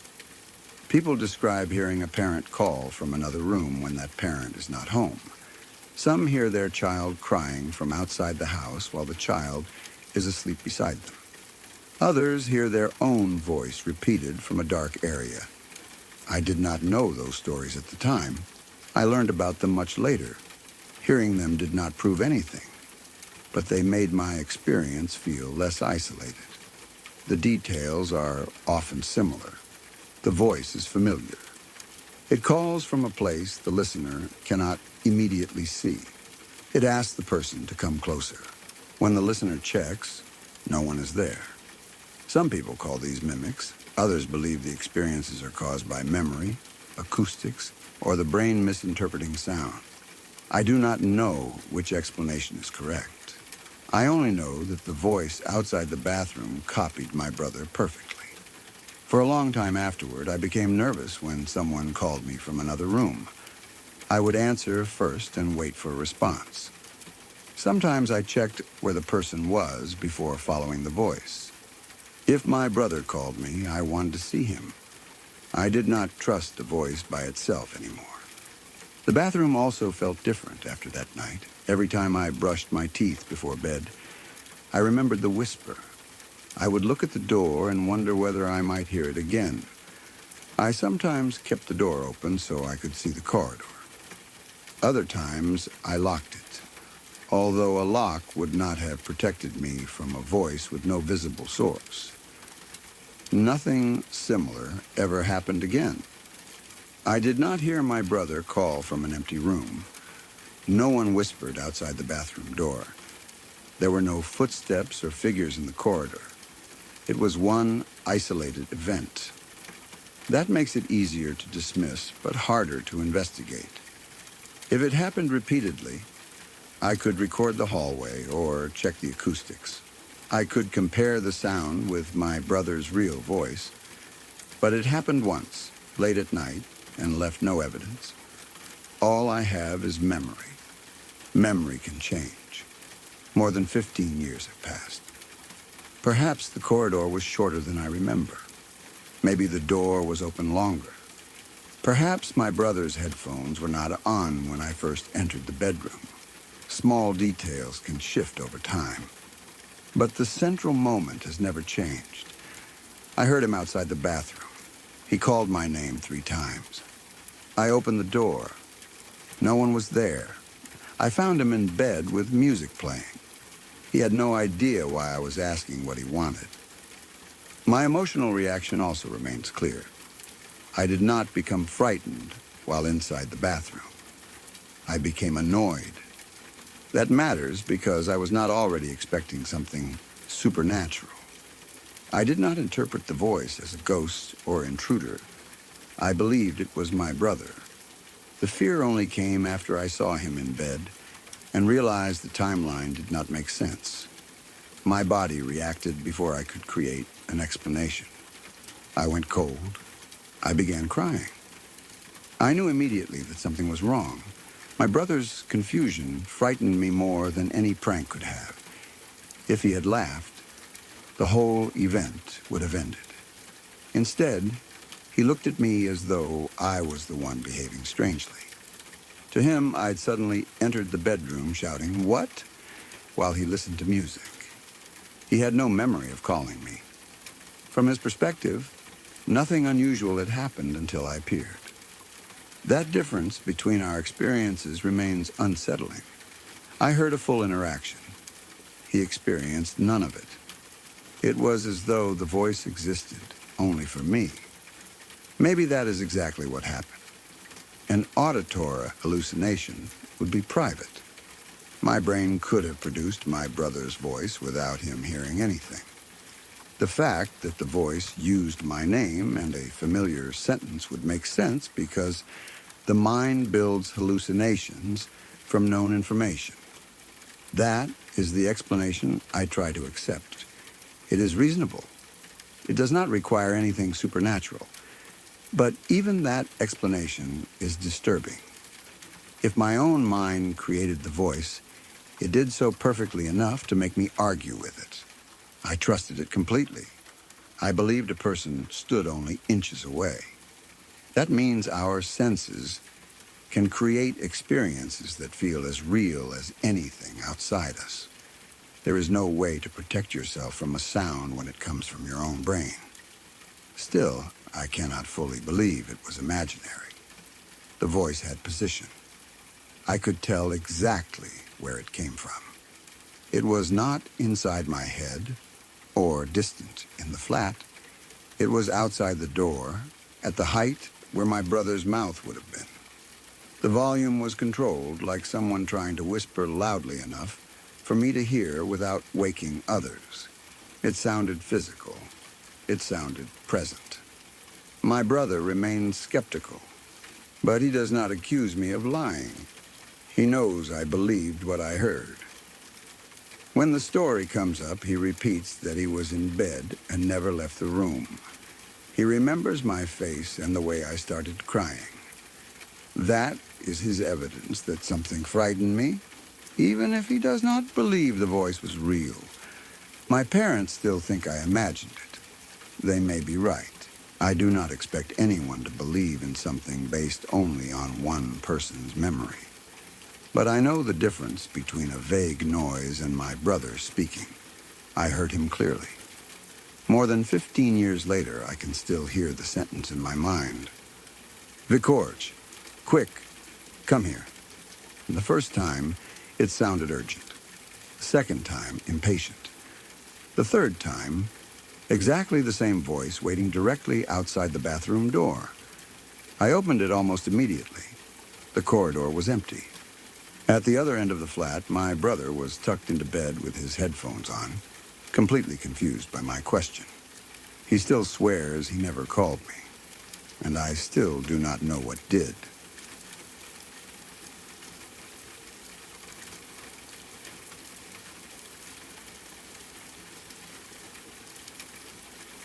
Tonight's stories are over, but darkness has a way of making memories feel closer. Some people never forgot what they saw. Others never learned what was behind the sound, the voice, or the shape waiting just outside the light. Tell me in the comments which story you will be thinking about after this ends.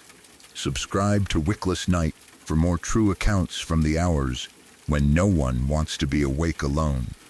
Sleep carefully, and do not trust every shadow that stays still.